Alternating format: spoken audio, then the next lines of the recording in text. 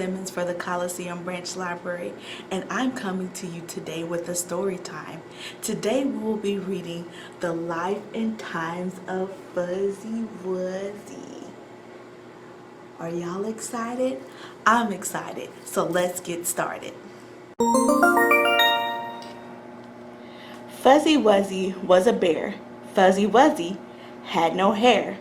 Fuzzy wasn't fuzzy, was he? Fuzzy Wuzzy was a bear, you see. He would climb from tree to tree, looking for the best apples and pears.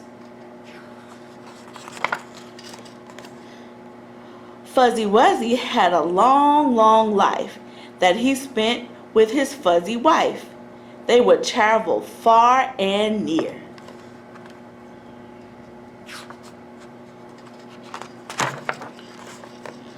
Fuzzy Wuzzy was the greatest dad, showing love to his fuzzy lad. He was a bear that really cares.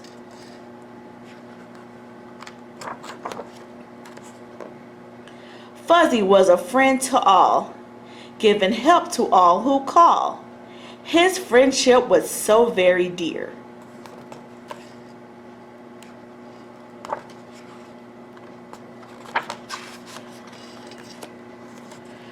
Fuzzy gave to those in need, be it honey, fruit, or seed. He was a bear who always shares. Fuzzy sang a fuzzy song. He would sing it all day long for those lucky enough to hear.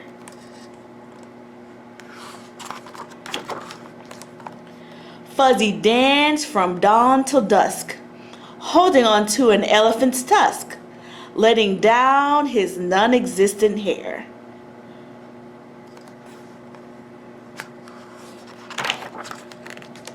Fuzzy slept the winter through. He was a bear, and that is true, dreaming of adventure everywhere.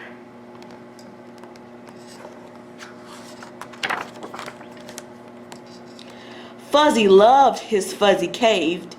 He reveled in the warmth it gave, keeping him safe throughout the year.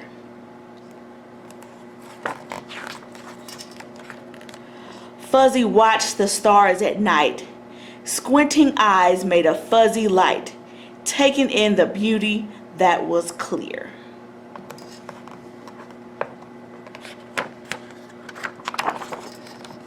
Fuzzy Wuzzy was a bear. Fuzzy Wuzzy had no hair. Fuzzy Wuzzy wasn't fuzzy, but had the most glorious fuzzy life.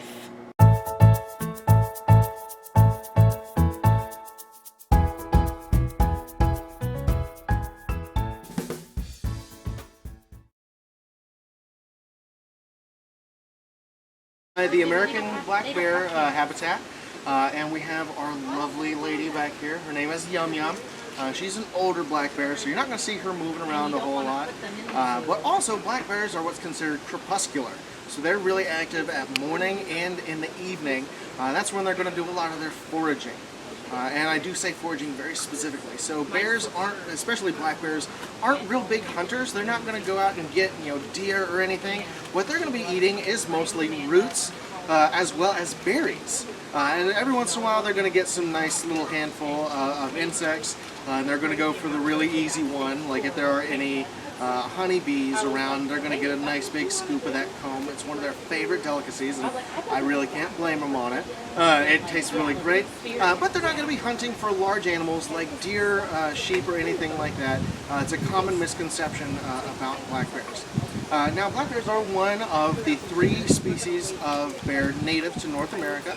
So we have the American black bear, we have the brown bear, and brown bear has a couple different subspecies of it. So they have the grizzly as well as the Kodiak brown bear. And we also have the polar bear, which can be found in certain parts of Canada, and occasionally they can be found in Alaska as well. Now, Yum Yum is in here, and she has a nice little waterfall that she loves to just sit in every once in a while and get nice and cool, especially on these hot Alabama days. So how'd you get Yum Yum? Did she come from another zoo, or did she come from the wild, or where did she come from? So Yum Yum was actually, before she came here, she was at another wildlife facility, Okay. where people can actually go up and interact with her. Okay.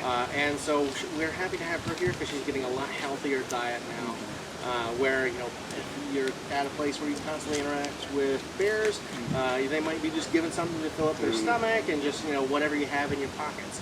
She's on a controlled diet here now, and she's doing a lot better. But some of her relatives are going to be called what's known as a three-strike bear. Okay. So three-strike bears, they have multiple interactions, whether negative or otherwise, with people, or they come into a neighborhood or something, where they will release them back into the wild, into a certain area, and if they keep coming in and interacting with people, they're going to try and release them again, and if they can't get them to just settle outside in the wild, they're going to be brought to either a wildlife sanctuary or a zoo like we had. Okay. We had a three-strike bear before we had Yum Yum. We kind of use her to be able to talk about that because she did have a really great relationship with those past bears. But she came from another facility where she was just constantly interacting with people, so she's really great with the keeper staff, and really great with doing training sessions. So one of her favorite snacks is actually grapes. And she will do just about any procedure we need her to do if you have a handful of grapes. So bears have really great, and this is going to kind of sound weird, but they have really great lips.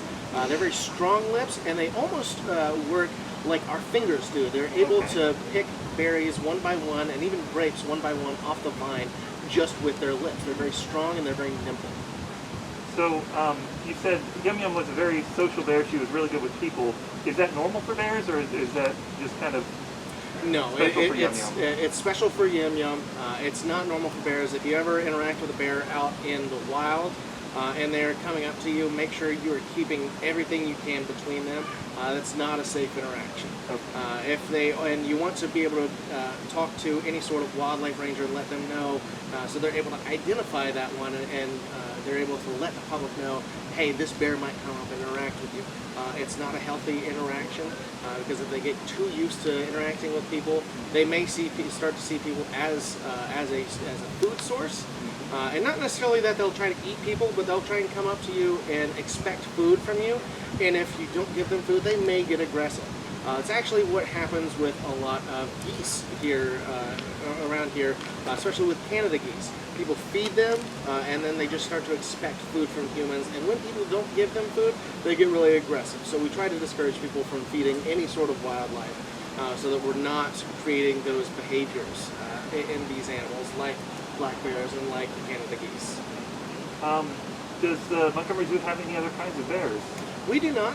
We have, in the Man Wildlife Learning Museum, we have some taxidermy polar bears. I think we have all species of American bear over there that you can go see, but the only living one we have right here is Yum Yum. Okay. Anything else about bears that you can share with us today? So bears have these really, really long claws, and they use them. They look really intimidating when you see them, but they use them to dig up and find bugs in the ground and dig up roots that they're going to get eating. They'll also do it to help carve out any sort of dens, because wild bears don't live in caves like we constantly see, or like we regularly see in TV shows and stuff like that. It's not uncommon for them to do that, but it's a lot more common for them to dig their own dens out, especially when they're getting ready to hibernate. And so that's what those big long claws are used for. Very cool. Thank you so much for talking to us today about bears.